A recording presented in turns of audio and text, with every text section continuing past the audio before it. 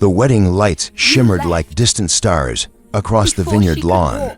Laughter spilled through the air, soft music wove between the voices, and champagne glasses clinked under the golden haze of evening. At the far edge of it all, seated near the fountain draped in lilies, was a woman in a wheelchair, elegant, calm, and heartbreakingly alone.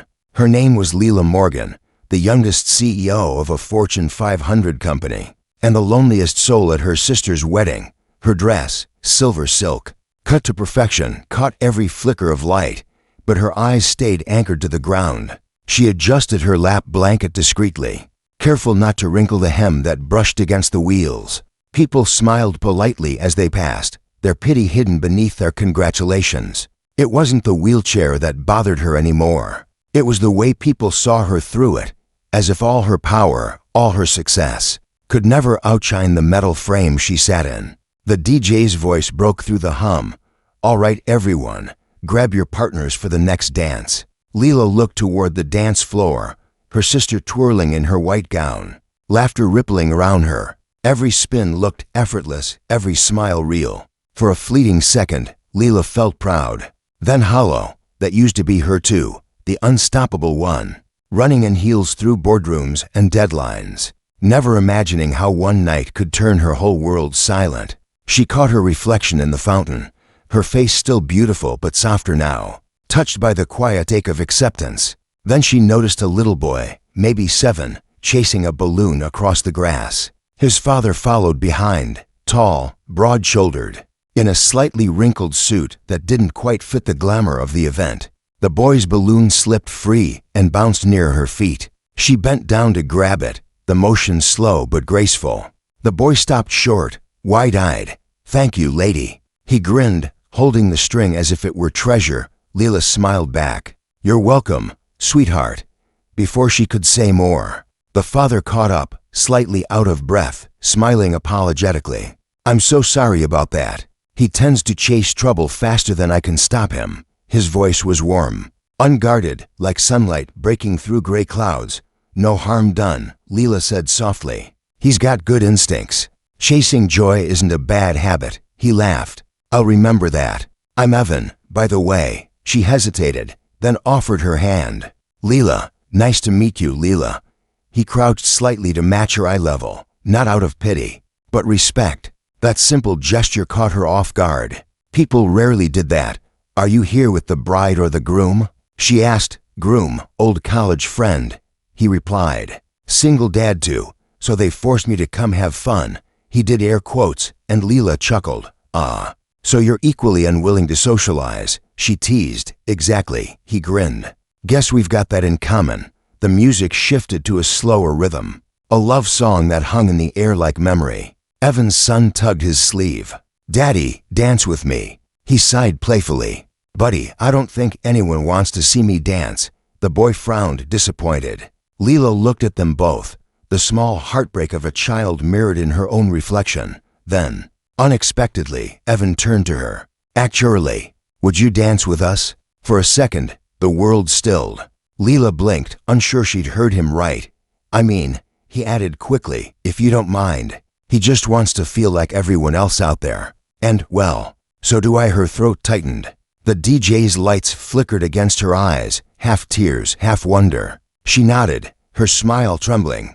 Evan knelt again, his son standing between them. Slowly, he placed one hand on her shoulder, one on his son's. Together, they swayed to the music, awkwardly, beautifully, right there beside the fountain. For the first time in years, Leila didn't feel like a guest to life. She felt in it again. And when she looked up, Evan wasn't watching the chair at all. He was watching her. "Before we dive deeper, tell me, where in the world are you watching from? It amazes me how far a single story can travel. Drop your city. Let's see how wide kindness still spreads." The song faded, but the warmth stayed. Evan's son laughed and clapped, spinning in front of them. "You're really pretty," he blurted, without hesitation. Leila smiled shyly. "That's very kind of you."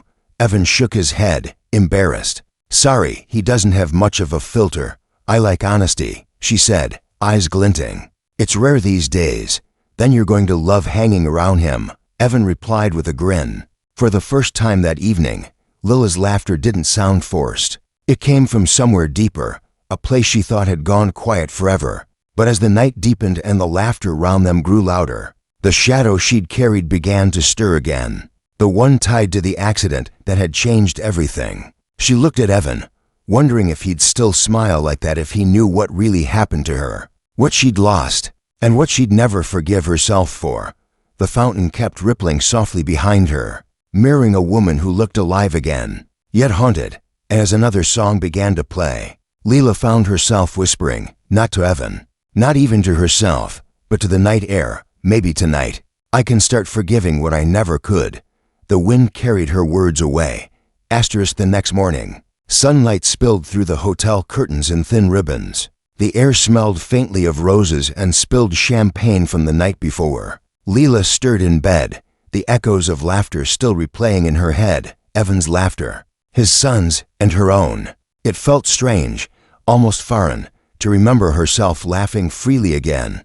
She sat up slowly, resting her hand on the armrest of her chair. The silence of the suite wrapped around her, to clean, to empty. On the nightstand lay a single white envelope, with her name written in a child's messy handwriting. She opened it carefully. Inside was a crayon drawing, 3 stick figures holding hands under a heart. One was shorter, one was taller, and one had wheels beneath it, in crooked letters, "Thank you for dancing with us, Noah." Lila pressed her lips together, feeling the quiet swell of something she hadn't allowed in a long time, gratitude. Later that day, she wheeled herself out to the garden terrace where the staff was clearing the wedding decorations. The morning light made everything feel honest, the tables half emptied, the laughter replaced by birdsong, the flowers starting to wilt. Life after the noise. She spotted Evan sitting on a bench near the archway, sipping coffee from a paper cup. His tie was gone, shirt sleeves rolled, hair slightly messy. He looked like real life, the kind of ordinary that somehow made her ache. "You left a masterpiece at my door," she said, rolling closer. He smiled without looking surprised. He insisted, "Said you were the best dancer he's ever had." She laughed. "He's too kind. He's also never danced before," Evan admitted, eyes softening. "He's shy. Losing his mom made him quiet, you know." Her laughter faded. "I didn't know." He nodded, still looking at the fountain. "It's been 3 years. I tried everything to keep his world bright, but there are moments when I see the shadows catch him, and I can't chase them away fast enough." There was a long silence between them, the kind that doesn't feel awkward, just full. Lila finally said, "You're doing better than you think." Evan turned to her, studying her for a moment. "You say that like someone who knows what it's like to fake being fine." Her eyes glistened. "Maybe I do." He didn't press. Instead, he reached into his pocket and handed her a small folded napkin. Written on it was a phone number and 3 words, "Let's not vanish." Lila smiled. "You sure you want a CEO on your contact list?" "I'm sure I want you on it," he said simply. His honesty struck her in the chest. No agenda, no hesitation, just truth. It had been years since someone looked at her without seeing headlines or pity. If you were there in that moment, what would you have done?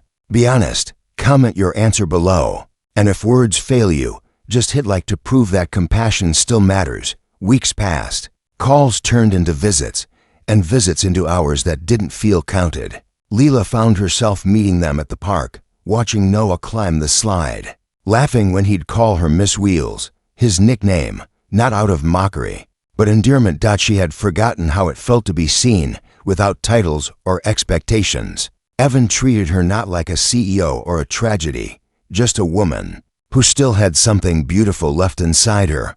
One afternoon, they sat by the lake, the sunlight breaking through clouds in silver streaks. "Do you ever think about before?" she asked quietly. Evan nodded. "Every day, but not like I used to. Pain's still there, just quieter." Lila hesitated. Her hands gripped the wheel rims slightly. "Before the accident, I thought I was unstoppable. My team called me Iron Lila. I lived in glass offices and midnight flights. Then one rainstorm, 1 second of distraction, and it was gone. My legs, my career for a while, my sense of who I was." Evan's gaze didn't flinch. "That's a lot to carry." "I told myself I accepted it," she whispered. "But I didn't. I just hit it better. He leaned forward, elbows on his knees. You know, strength isn't pretending you're okay. Sometimes it's letting someone sit beside you while you're not.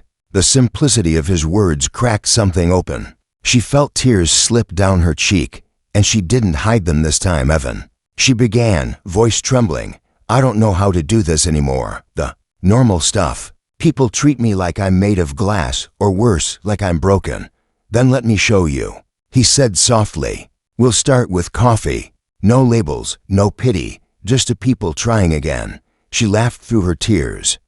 You make it sound easy. It's not, he admitted. But it's worth it. Their eyes met, steady, fragile, hopeful. The breeze carried the scent of wet earth and spring leaves. Leela realized she hadn't felt this alive in years. Not since the night her car spun out on that highway and everything went dark. She'd built empires since then. Rebuilt her image, her company, her control. But this felt like rebuilding herself, that no boardroom victory ever felt this human. The sound of Noah's laughter drifted across the water, and for the first time, Leela didn't flinch at happiness. She let it stay. Still, somewhere deep inside, a voice whispered, what if he finds out? What if he knows the truth about that night? Because there was one truth Leela had buried even from herself, one that tied her accident to someone else's loss. And no matter how much she wanted to believe in second chances, she knew forgiveness couldn't exist without confession.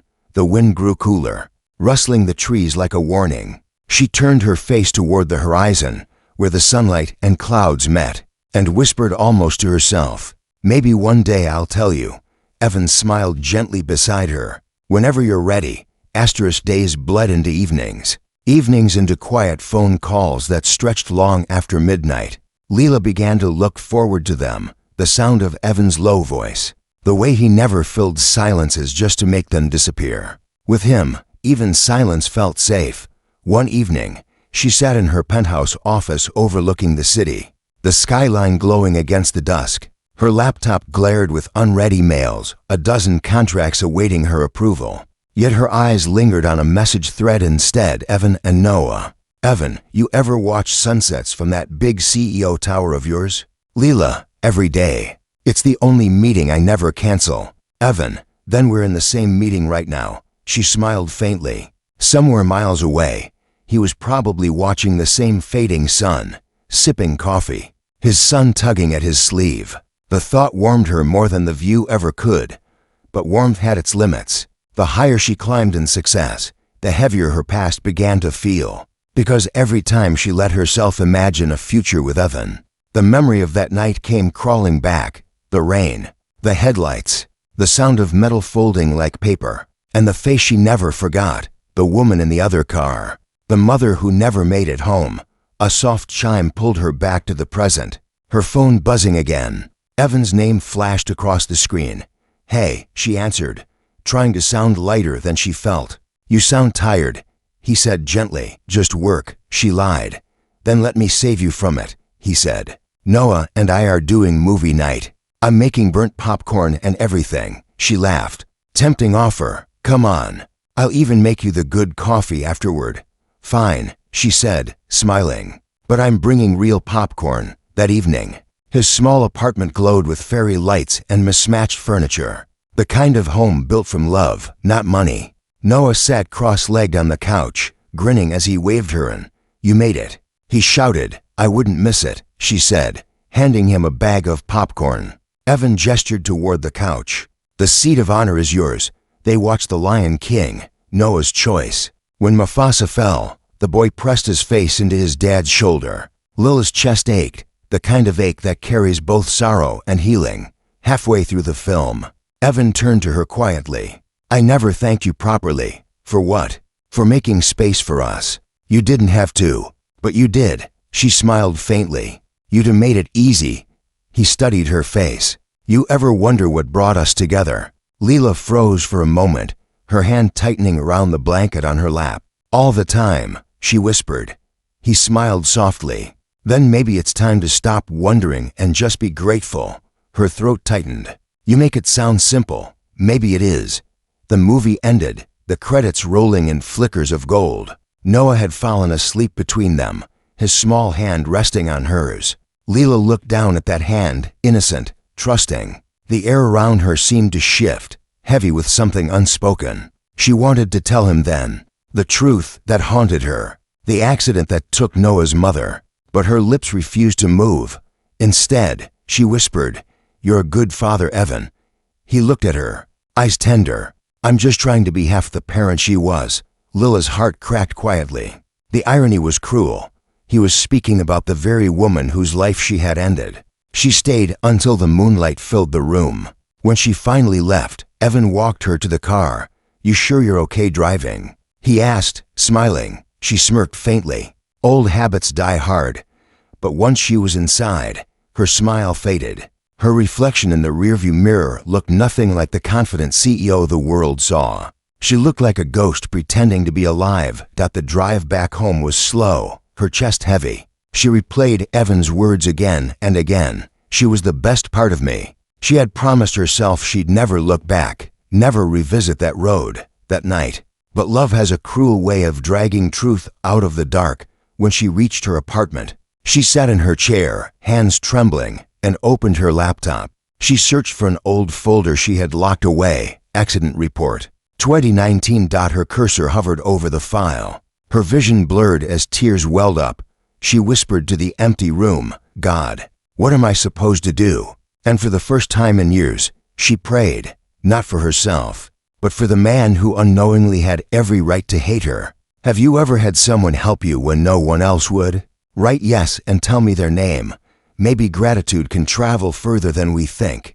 The next morning, the city woke to rain again, just like that night years ago. Leela sat by her window, watching droplets race each other down the glass. Each one felt like time undoing itself, bringing her closer to the moment she feared most. Her phone buzzed. "Evan, big meeting today."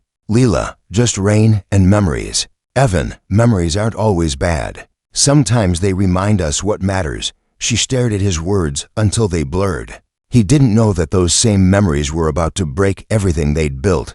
Asterisk. Rain smeared the skyline into watercolor grays as Lila's car pulled up to the hospital gates. She wasn't there for work, not even for her routine therapy session. She was there because her chest couldn't hold the secret anymore. For days, the guilt had been building, pressing down on her ribs until breathing felt like confession. She wheeled herself through the lobby, the hum of life around her, monitors beeping, nurses murmuring, rain tapping the windows like an impatient truth. The hospital was where they'd taken her after the crash. The same corridors, the same smell of disinfectant and sorrow. She found herself outside a familiar door, the one that used to lead to the trauma ward. Her reflection in the glass trembled, half woman, half ghost. She had come here not to seek redemption but courage. Because if she was ever going to tell Evan, she needed to face the part of her that died that night. Inside the small chapel, at the end of the hall, soft light poured through stained glass. The air smelled of candle wax and quiet forgiveness. Leela rolled closer to the altar and whispered, "I didn't mean to." Her voice cracked, swallowed by the silence. "It was raining. I was late. I thought I could make it. I didn't even see the other car until..." She pressed her hand to her mouth as if the truth itself could cut her. A few rows behind her, an old woman whispered prayers, rosary beads gliding through trembling fingers. Leela envied her peace. When she left the chapel, her phone buzzed. Evan. "Hey, can I pick you up for dinner tonight?" "Leela, I'm not sure I'm up for it." "Evan, please, just us. No suits, no pressure." Her heart pounded. She typed and deleted a dozen responses before sending, "Okay." That evening, they met at a small Italian place tucked away on a quiet street. Candlelight flickered against the raindrops streaking the window beside them. "You look tired," Evan said softly. "I haven't been sleeping well." He reached across the table, his hand finding hers. "Then let me worry for a while. You don't always have to carry everything alone." His warmth felt dangerous because it made her want to tell him everything. But before she could speak, Noah's laughter filled her mind again. That innocent sound that made her heart ache and heal at once. She looked at Evan, at his easy smile, and realized that the truth might destroy him, and the little boy who'd drawn her heart back to life. "Evan," she whispered, "if there was something Something I'd done a long time ago, something terrible. Would you still look at me the same? He frowned, confused but patient. Depends on what you mean by terrible. Something that hurt someone. Someone you. She stopped herself. Her lips trembled. Never mind. He squeezed her hand. We've all got ghosts, Leela. But the ones who keep us human are the ones we're brave enough to face. Her eyes stung. You say that like forgiveness is easy. It's not, he said quietly. But holding on to pain, that's worse.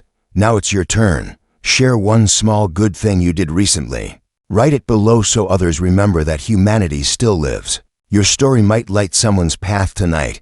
They walked, or rather, she rolled, together through the rain after dinner. Evan held the umbrella low, staying close so she wouldn't get wet. The streetlights shimmered off puddles like tiny mirrors when they reached her car. She turned to him. Evan, I need to tell you something.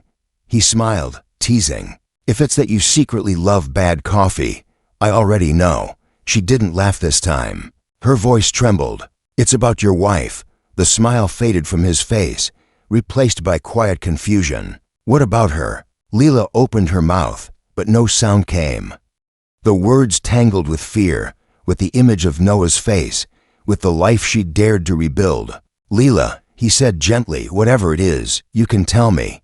But she couldn't, not yet. She looked at him one last time, the man who had unknowingly forgiven her every day without knowing why, and whispered, I will. I promise, just, not tonight. He nodded slowly, uncertainty clouding his eyes. Okay, I'll wait. He pressed a light kiss to her forehead before stepping back into the rain. The moment felt too pure for the secret she was hiding.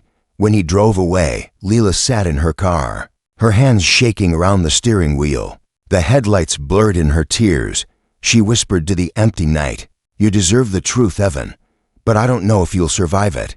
Outside, thunder rolled through the clouds, a low, aching sound that felt like the sky mourning with her. The next day, she sat before her therapist, Dr. Chen, the only person who knew the full story. You're falling for him, aren't you? Dr. Chen asked gently. Leela looked away. It's not supposed to happen. Not after what I've done.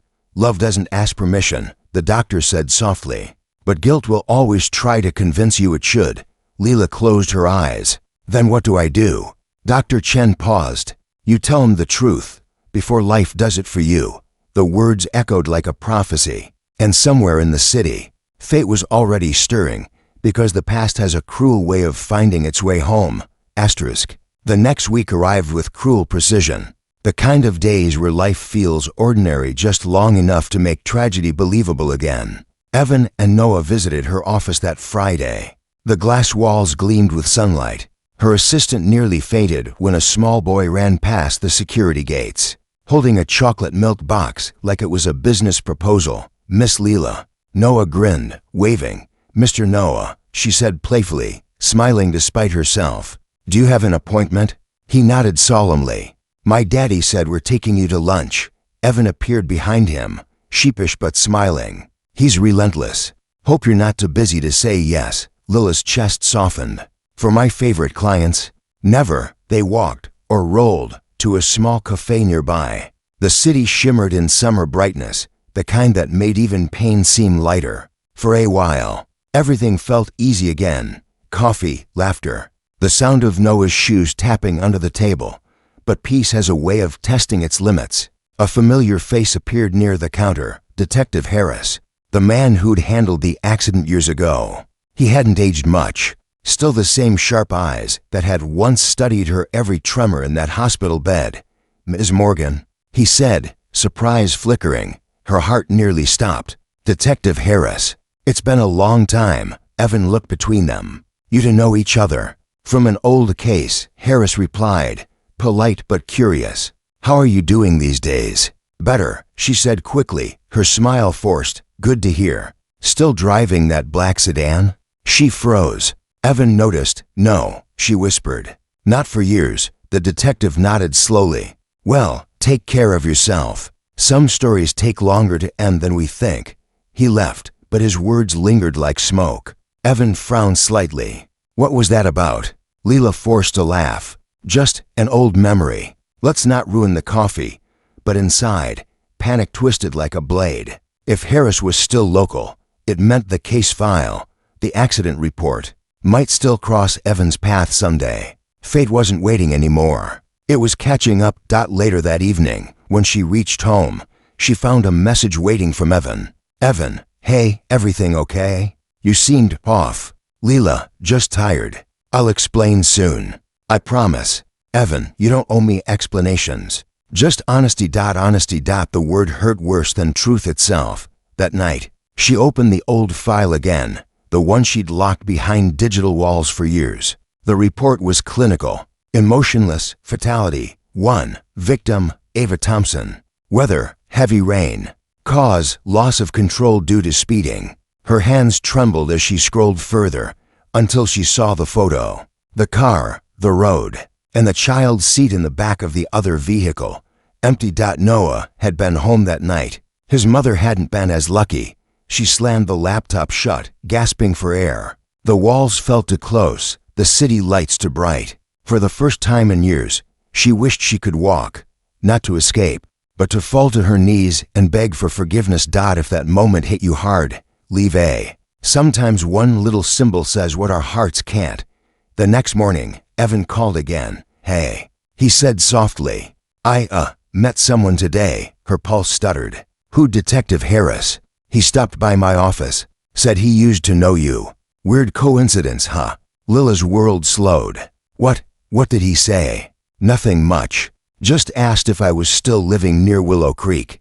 He paused. That's where Ava, my wife. His voice faltered, then steadied. That's where it happened. Lila couldn't breathe. Evan. He went quiet for a moment, his tone shifting. You okay? You sound like you've seen a ghost. She closed her eyes, fighting back tears. Maybe I have. There was silence, the kind that weighs like gravity. Finally, Evan sighed. You ever get that feeling that life circles back on itself, like the people you meet are the universe's way of trying to heal what it broke? Leela swallowed hard. Or to finish what it started, she whispered.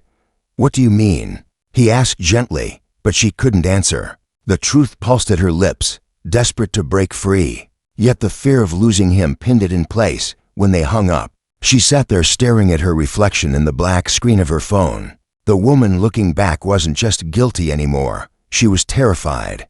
That evening, she drove to Willow Creek, the same stretch of highway that had ended one life and broken another. The rain had long stopped, but the road still shimmered like wet glass. She parked by the old guardrail, the wind whispering through the trees. In her trembling hands, she held a small white flower. For the woman whose name she could never forget. Ava, she whispered into the dusk. I'm sorry. I took everything from you, and the worst part is, I found love in the ruins you left behind. Her tears fell onto the earth. For the first time, she didn't wipe them away. Behind her, headlights appeared, slow, familiar. Evan's truck. He stepped out, confusion and worry written all over him. Leela, what are you doing here? She looked at him through her tears. I think it's time you knew the truth. The air at Willow Creek was heavy, thick with memory, grief, and the distant hum of rain-soaked leaves.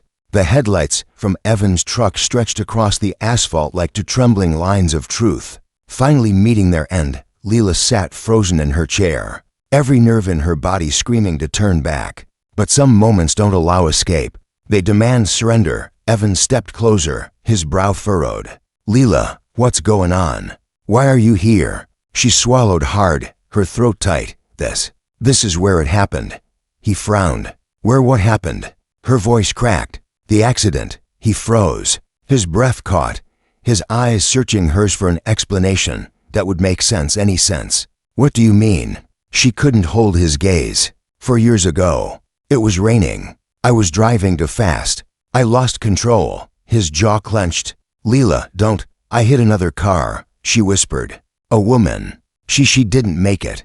Evan took a step back as if struck. The night seemed to split open around them. No, he said softly, shaking his head. No, it can't be. Tears streaked down her face. Her name was Ava.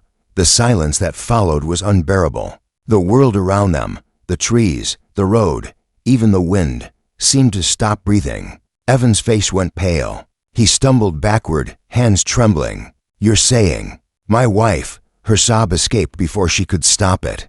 I didn't know. Not until later. When I met you, I didn't recognize the name at first. I swear, Evan, I never meant. He turned away, pressing both hands against his head as if trying to block her voice out. You knew and you let me fall for you. I tried to tell you, she said desperately. I tried so many times, but every time I looked at you, at Noah, I saw what I destroyed. Evan's voice broke, low and raw. You think telling me now fixes that? No, she whispered. Nothing fixes it. I just couldn't live another day without you knowing. He took a shaky breath. You drove away from that night. You lived. She didn't. And now you. He couldn't finish. I didn't drive away, she said quietly. I woke up in a hospital, paralyzed. I lost everything, Evan. My legs, my company, my life. And it still wasn't enough punishment.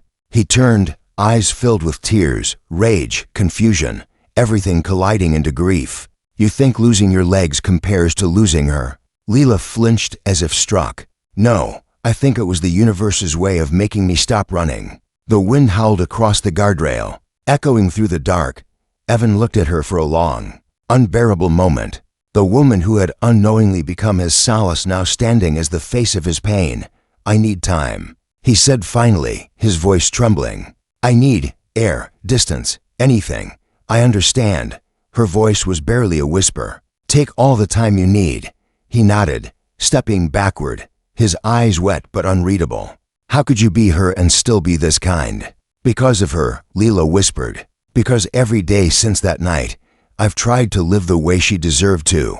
Evan's breath shuddered. For a second, it looked like he might reach for her, but instead, he turned, got in his truck, and drove away into the night. The taillights vanished like the last bit of hope dissolving into darkness. Leela sat there long after he was gone, her body trembling from the cold and from the weight that had finally been set free, but at a cost she wasn't sure she could survive. She whispered into the rain, Now you know. Ava, I told him. The only reply was the soft murmur of the wind through the trees. Be honest, could you forgive after what they did? Type forgive if you could. Or never if it would break you too deeply. Days blurred into weeks. Evan didn't call. The silence between them grew roots, thick and tangled, impossible to escape. Leela still went to work, still smiled in meetings, but her reflection betrayed her hollow eyes. Tired Grace. Her wheelchair felt heavier than it ever had. One night, she found herself at Noah's school play, sitting quietly in the back. She hadn't been invited, but she couldn't stay away. On stage, Noah wore a paper crown, delivering his lines about forgiveness and courage. His voice trembled, small but strong. Sometimes, the heroes are the ones who say sorry and still stay kind. Her tears fell silently. After the play ended, she tried to leave unnoticed, but Noah spotted her. Miss Leela. She froze. He ran up to her, his crown slipping sideways. You came. She smiled weakly. I wouldn't miss it, champ. He grinned, then whispered, Daddy's here too. Her breath caught. She turned, and there he was, standing near the doorway, watching. His face was unreadable, but his eyes weren't cruel. They were searching. For a heartbeat, no one moved. Then Noah hugged her leg and ran back to his friends. Evan walked toward her slowly, every step echoing in her chest. I didn't expect to see you here, he said quietly. I just wanted to see him shine, she whispered. He nodded, his voice breaking. He misses you. She looked down, tears pooling. Tell him I miss him too. I told him the truth, Evan said after a long pause. Her heart clenched. What did he say? Evan's eyes softened. He said, even broken people can still be good. The parking lot emptied slowly after the school play, but neither of them moved. The air was cool, filled with the sound of children laughing in the distance. The faint hum of crickets hiding beneath the bushes. Leela looked at Evan, her eyes reflecting both relief and fear. You told him everything, he nodded. Not the details, just enough. He knows his mom's gone because of an accident, and that the woman who caused it is the same one who taught him how to dance again. Lila's voice trembled. And he doesn't hate me? Evan's eyes glistened. He doesn't even understand hate. He just said, then she must be really sad, Daddy. Can we forgive her? Leela covered her face, her shoulders shaking. The words broke her completely, not from pain, but from a kind of grace she'd never believed she deserved. Evan stood quietly beside her, his hands deep in his coat pockets. "I've spent years trying to keep anger alive," he said softly. "It's what kept me moving after Ava died. But lately, when I look at you, I don't see the woman who took her from me. I see the one who gave Noah his laughter back." Leela lifted her tear-streaked face. "I don't know how to live with forgiveness." "Then let me teach you," he said gently. For a long moment, neither spoke. The night wrapped around them like fragile peace, full of things too painful and too beautiful to name. When they finally parted, it wasn't with promises, just a shared understanding that pain and love could coexist, and maybe even heal each other one day, if you believe love still wins. Comment amen. Let's fill this section with hope. Maybe someone scrolling right now needs to see it. Weeks passed again, quietly this time. They didn't rush back into what they'd been. Instead, they rebuilt small moments, slow trust, careful steps toward something fragile but honest. Sometimes Evan would stop by her office just to drop off coffee. Sometimes she'd meet him and Noah at the park, watching the boy feed the ducks. There were still pauses, still scars, but the silence between them began to sound less like grief and more like healing. One Saturday afternoon, Leela hosted a fundraiser for road safety awareness, her first public appearance since the truth had surfaced. She stood at the podium, hands trembling slightly, a sea of faces watching. For years ago, she began, her voice steady but heavy. "I made a mistake that changed lives forever. I was reckless, and it cost someone everything. I lived in shame, hiding behind titles and success, convincing myself I'd moved on. But I hadn't, not really." She paused, eyes glistening under the lights. "Today isn't about forgiveness. It's about responsibility and the courage to keep living even when you're unworthy of grace." Her voice softened. "Someone once told me that strength isn't pretending you're okay. It's letting someone sit beside you while you're not. I didn't understand it then. I do now." The audience was silent, moved. Some were crying, others nodding. In the front row sat Evan and Noah, both smiling through their tears. After the speech, Noah ran to her, hugging her tightly. "You were brave, Miss Leela."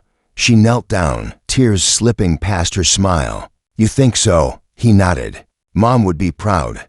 Daddy says she liked brave people." Her heart broke and healed at once. She looked up at Evan, who stood a few steps away, his eyes full of quiet forgiveness. Later, when the crowd thinned and the stage lights dimmed, Evan approached her. "You did good," he said. "So did you," she whispered. He smiled faintly. "You know, Ava used to say life isn't about avoiding storms. It's about learning to dance in the rain." Lila's eyes filled again. "She sounds like she was light." "She was," he said softly. "But so are you, in a different way." They stood in silence, the night air cool against their faces, the world feeling both raw and possible again. Leela whispered, "I don't know what we are now, Evan." He looked at her, not as a man forgiving, but as one remembering how to love. "Maybe we're just two people learning how to start over." A faint smile touched her lips. "Then let's start small." He nodded. "Dinner. No ghosts this time." She laughed, a soft, fragile sound that carried warmth into the night. "Deal." They walked side by side to the parking lot, not as savior and sinner, not as victim and culprit, just as to hearts that had been broken differently, but were still beating in the same direction. When they reached her car, she looked up at the sky. The clouds had parted, revealing stars, clear and quiet. "Funny," she said. "It's the first night without rain." Evan looked at her, eyes soft. "Maybe it's time." Months passed, each one quieter than the last. The sharp edges of grief began to dull, replaced by something gentler, not forgetting, but accepting. Leela had learned to live again, one hesitant step of the heart at a time. She still visited the memorial garden near Willow Creek, bringing fresh flowers each week. Sometimes Evan joined her, sometimes he didn't. When he did, they didn't talk much. They didn't have to. The silence between them had become something sacred, the space where forgiveness lived. One crisp autumn morning, she arrived early. The air smelled of pine and wet leaves, sunlight spilling like honey through the trees. She placed a white lily at the base of the small plaque that read Ava Thompson, loved beyond measure. As she sat there, Evan appeared behind her, holding 2 cups of coffee. "You beat me here again," he said softly. She smiled. "Old habits." He handed her a cup and sat beside her, his knees brushing the edge of her wheelchair. For a moment, they just listened. Birds in the trees, the wind, the world breathing again. "She'd like you, you know," Evan said finally. "Ava, you remind me of her strength, not because you're the same, but because you refuse to let pain be the whole story." Lila's eyes shimmered. "I think she's the reason I survived that night. I think. Somehow she wanted me to find you both." Evan nodded. "Maybe she did." They sat in silence, and the kind of peace that takes years to earn began to unfold between them. When they left the garden, Noah was waiting by the car, kicking a pile of leaves and grinning. "Can we get pancakes?" Evan laughed. "You never stop eating, do you?" Lila smiled. "He's growing. That's what hope does." As they drove toward the diner, sunlight spilled across the road. The same road that once broke them now led somewhere warm, alive, and real. Inside the small diner, the air smelled of maple syrup and possibility. They sat at their usual corner table. Noah dipped his pancakes in whipped cream and said, "Miss Lila, guess what?" "What?" she asked, leaning in. "I told my class that you're my hero." Her heart caught. "Me," he nodded proudly. "Because you don't give up, even when stuff hurts." Tears blurred her eyes. Evan smiled quietly, his hand brushing hers across the table. "Looks like you're officially famous." He teased. Lila shook her head, smiling through tears. "I think your son just reminded me why I kept fighting." They ate in peace, laughter filling the gaps where sorrow used to live. When they stepped outside, a light drizzle had begun to fall, not heavy, not harsh, just soft, forgiving rain. Evan looked at her and said, "Looks like Ava's saying hello." Lila tilted her face toward the sky, letting the raindrops fall freely. "Then tell her I'm finally listening." He smiled. "To what?" "To life," she whispered. "To the sound of things healing." They stood there in the gentle rain, the world moving quietly around them, cars passing, people hurrying. But for once, everything felt still. Lila reached for his hand. "Do you think we'll ever be okay?" Evan looked at her, not with the eyes of a man haunted by loss, but with the heart of someone finally ready to live again. "I think we already are." The rain glistened on their joined hands, washing away everything that had once kept them apart.